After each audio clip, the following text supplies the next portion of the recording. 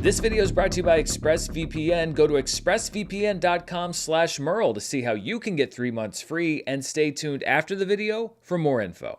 Hello everybody, and welcome to my review of Longlegs, the new horror thriller which is opening this weekend in theaters. And if the crowd from my Thursday night showing is any indication, I think this movie could surprise people at the box office because it was as full a screening as I've seen in a very long time for Thursday night showings, which are usually pretty empty here. Longlegs is written and directed by Osgood Perkins, who is already part of the horror bloodline as the son of Anthony Perkins, who played Norman Bates in Psycho. His last film was 2020's Gretel and Hansel, which was released shortly before theaters closed due to the pandemic. The movie stars Micah Monroe, who broke out in a pair of 2014 horror hits, The Guest and It Follows, as FBI agent Lee Harker, a brilliant but haunted investigator whose special skills lead her to be tasked with the investigation into a decades-long series of murder-suicides that appear somehow to be the work of a man named Longlegs, who leaves mysterious ciphers at each scene. As Harker tries to solve the mystery, it leads her into her own past and why Longlegs seems to know more about her and the other victims than he possibly could.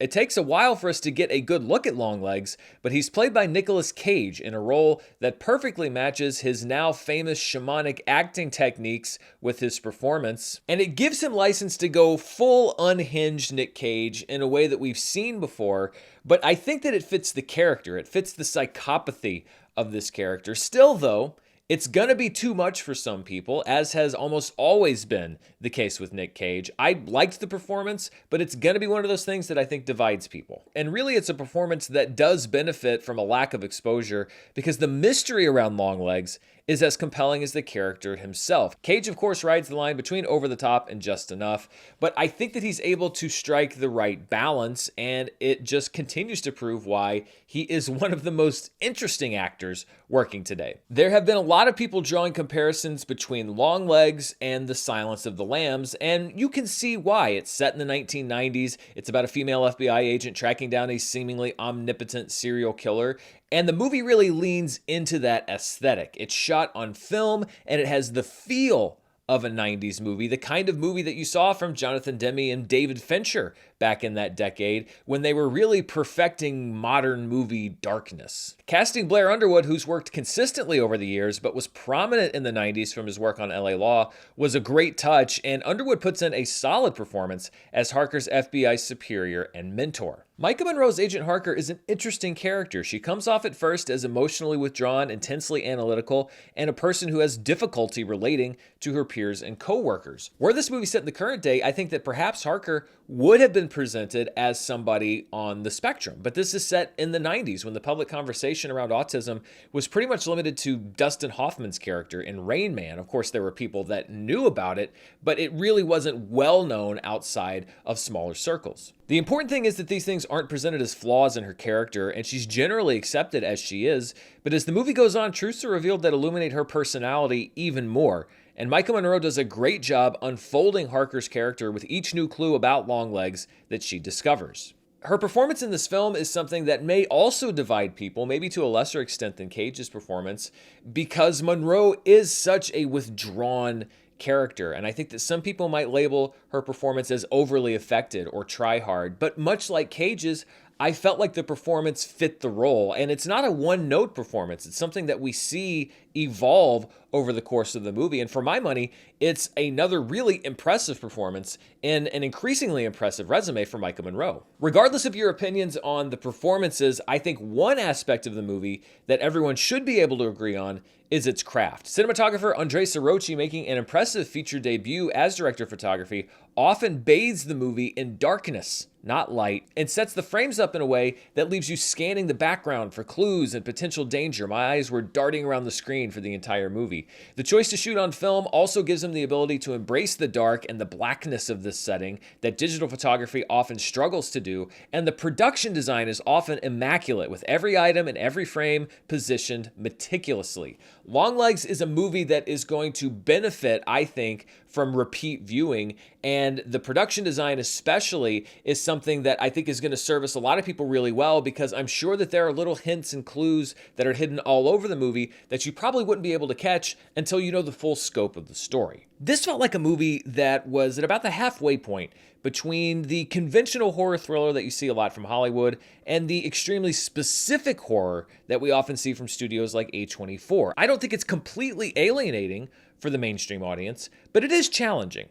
The story doesn't have a big twist, but it is a slowly unfolding revelation about Longlegs and these murders and the history behind them and how they've been able to happen. And I think that your opinion of the movie will depend on your opinion of the mystery's resolution, because once all was revealed, I thought the payoff was fine, but not as intriguing as the setup.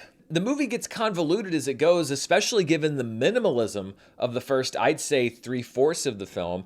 And I understand it's a tricky balance here, because you don't want to over-explain things too much, but if you leave too much unexplained, then you risk leaving audiences not being able to connect to your movie. And I think they try to strike a balance between the two. But for me, the setup was really what drew me into the film. The payoff was a little bit of a letdown, but not to the extent that it tanked my opinion on the whole movie. Longlegs is a creepy, intriguing, often terrifying horror thriller that is incredibly effective at creating atmosphere and tension, and features strong performances and great technical filmmaking. The ending did hold it down for me a bit, but I'm still giving it an enthusiastic "it's good" rating. I think that it is superior filmmaking, even if I did have a few issues with the storytelling. And there's more that I could say, but I really do think that you should let this story unfold on its own terms, because the journey really is the great thing about this film. But what do you think? Are you going to be heading out to see Longlegs this weekend?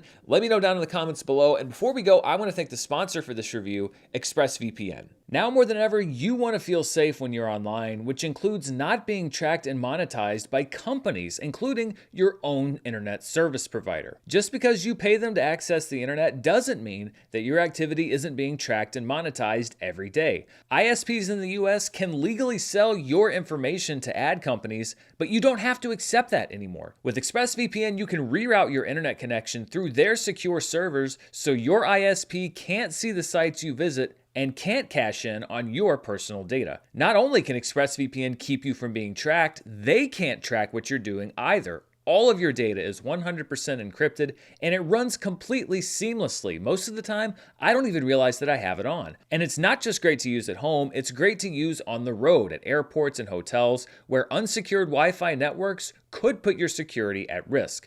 Protect your online activity today with the VPN rated #1 by CNET and Mashable. Visit my exclusive link, expressvpn.com/Murrell, and you can get an extra 3 months free on a 1-year package. That's expressvpn.com/Murrell, expressvpn.com/Murrell to learn more.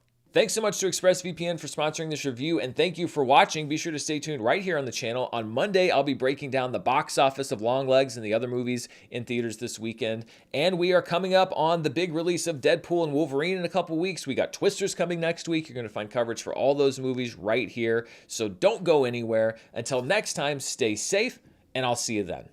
Bye.